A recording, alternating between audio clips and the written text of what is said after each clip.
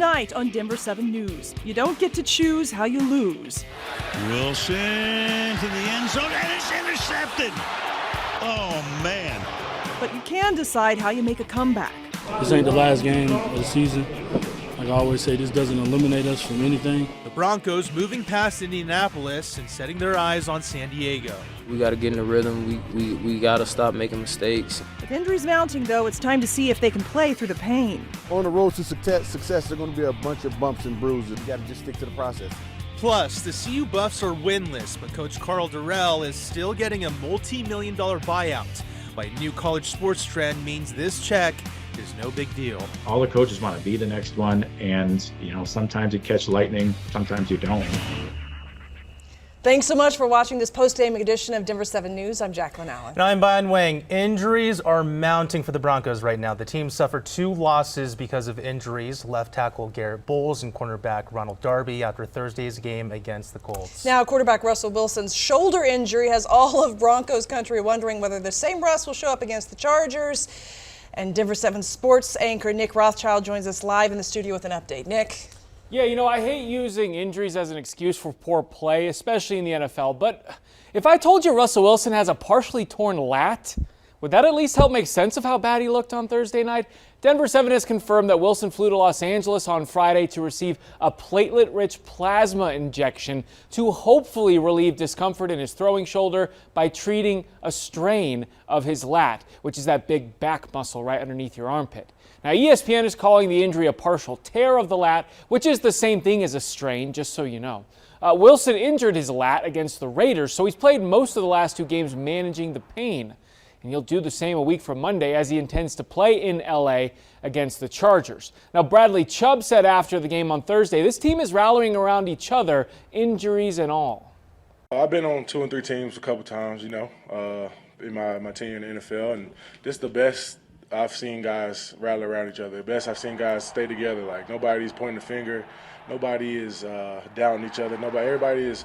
We know it's gonna pop. You know what I'm saying? And when it does pop, it's gonna be a rude awakening for everybody.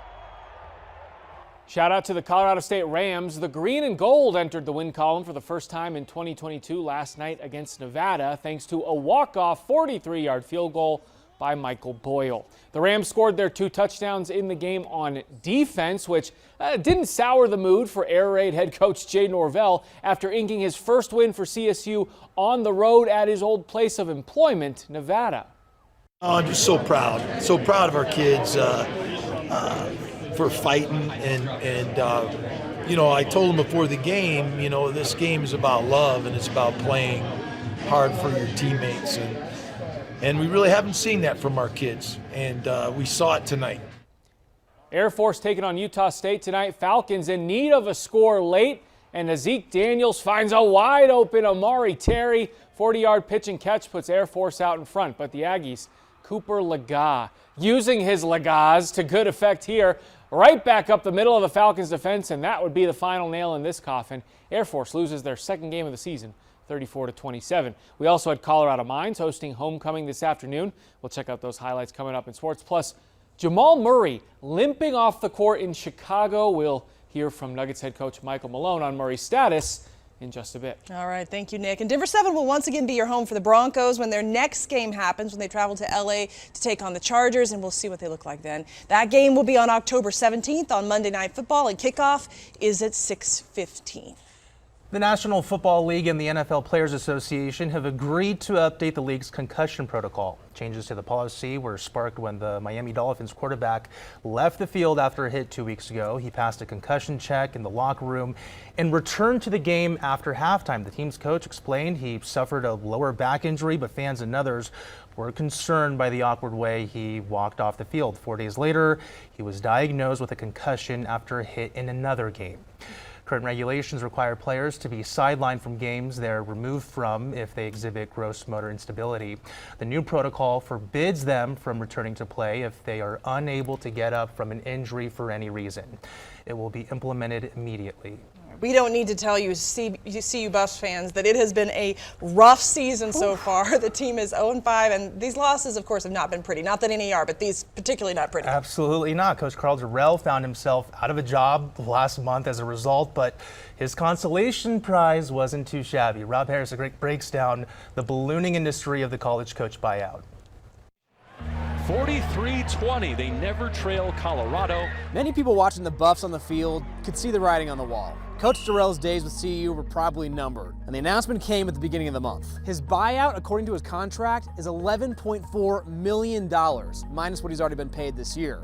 No doubt, it's a lot of cash. But actually, it's basically in line with the industry. Last year, 21 coaches resigned or were fired due to poor team performance. They were paid out a cumulative $63.2 million. And here's a crazy hypothetical.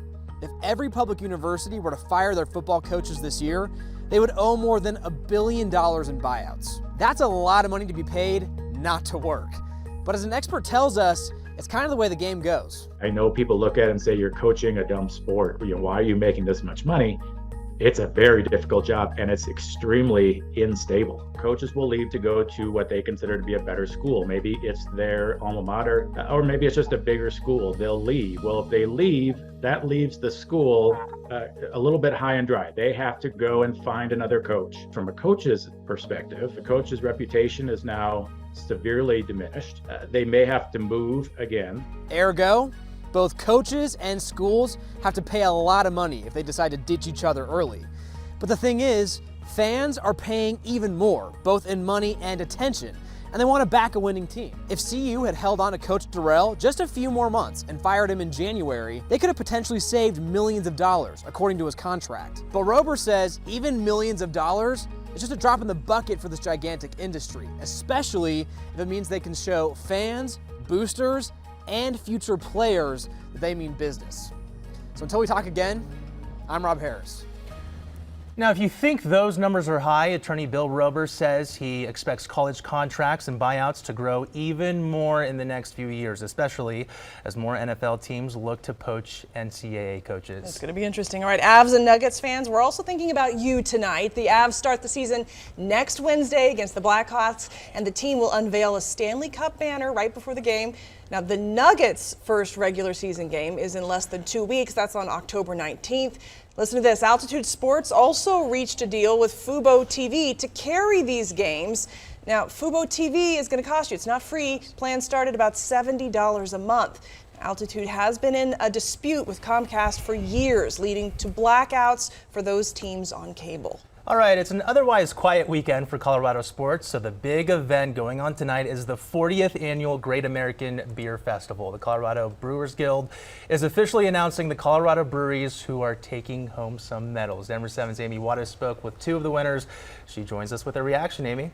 Hey, Bion, 23 independent Colorado breweries were awarded 26 medals at this year's Great American Beer Festival at the Colorado Convention Center this morning. And we talked to a few of the winners, including our Mutual Friend Brewery, which is located in Denver, and Holidaily Brewing Company in Golden.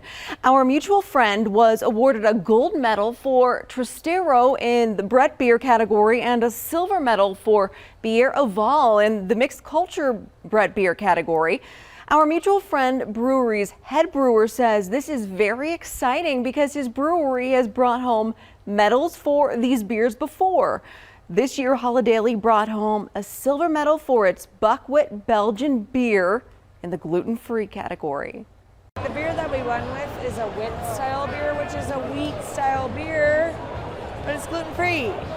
So it's amazing that we can come in and win with that and represent Colorado. It's just awesome to be recognized that we're making a high level quality beer here in Denver, and especially for these styles, we're very passionate about making Saison and Brett beers.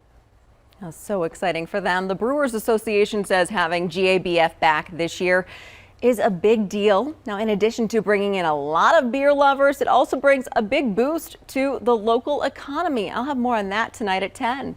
All right, now the number one thing we should have asked Amy before she went to this is to bring back some beer.